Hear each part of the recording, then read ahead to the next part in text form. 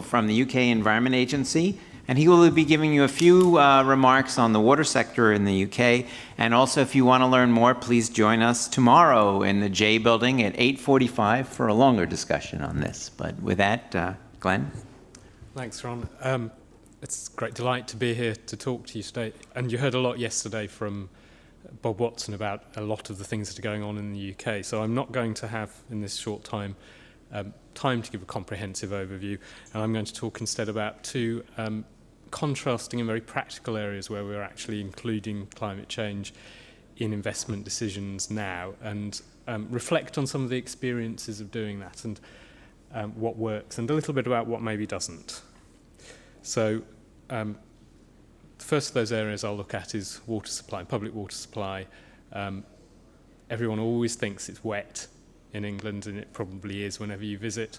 But actually, we have periodic droughts, and particularly in the southeast of England, but also in other areas, a relatively high population density means that water is quite scarce.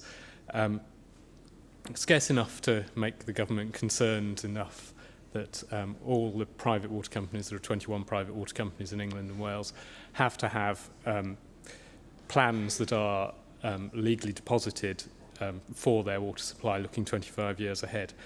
In 1996, the government, the previous administration, the previous Conservative administration, instructed all water companies to consider climate change in their water resources planning. And in 1998, I and some of my colleagues wrote the first guidance on how to do that, which you can imagine was somewhat simple. Moving on a little, the 2003 Water Act actually made the plans a statutory requirement, and made the incorporation of climate change, including the assessment of the carbon footprint of the plans, in those plans as a statutory need. It's fine having a legislative framework, but we needed some technical assessments.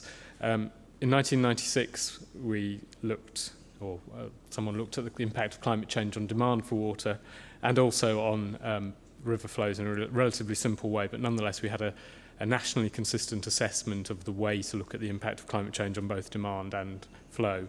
In 2003, the demand work was repeated in a slightly more sophisticated way, and in 2006, I think an important milestone was consistent methods for river flow and groundwater that meant that practitioners didn't have to go and find GCM data and download it and try to understand downscaling and try to understand how you go from transient data to the sort of data they could use, but actually had really easily available tools that let them find the climate change data and apply it within the current approach to the supply-demand balance. I'll say a few words about floods now. Floods in England and Wales are also an important problem, so we suffer, as most places do, from both too much and too little water. On the other hand, flood defences are provided by the state, and while in water resources the intention is nobody should ever run out of water, in floods there's an explicit acknowledgement that there will be floods and you can't defend everywhere, and that the expenditure on flooding is limited by how much money we have to spend on it, and therefore we aim to maximise the benefit of flood defence spend.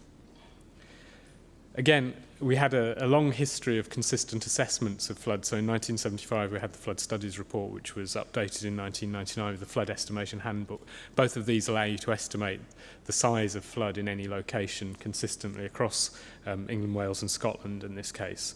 And in 2006, the government issued guidance on flood allowances with climate change, which you may or may not be able to see in that table, but basically make an allowance for sea level rise in millimetres a year, peak rainfall and peak river flows, the famous 20% on peak rainfall and peak river flows, as a planning tool. So that's what practitioners plan to when they're designing flood systems.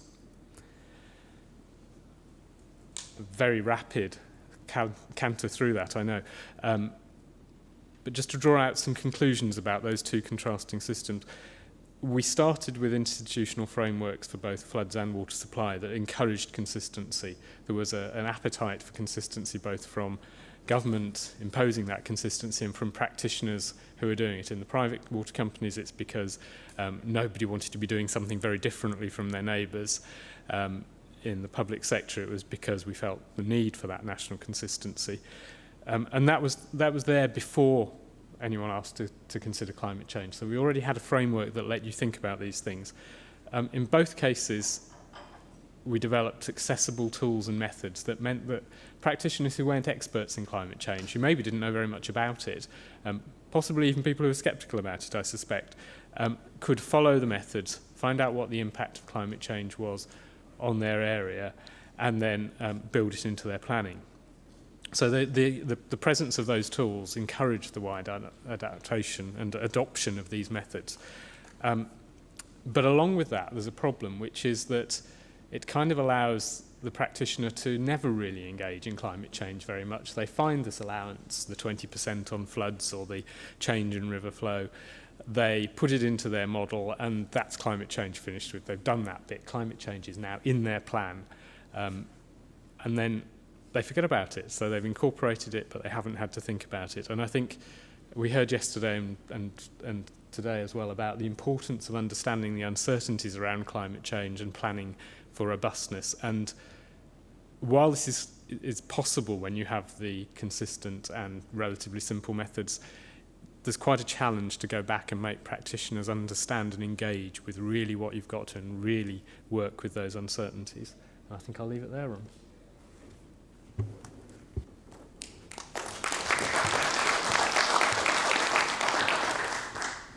Thank you very much. I'm sure we have a couple of ideas to talk about after the other speakers, and then perhaps tomorrow morning as well, especially on the issue of rules of thumb versus models. That's one of my favorite topics now.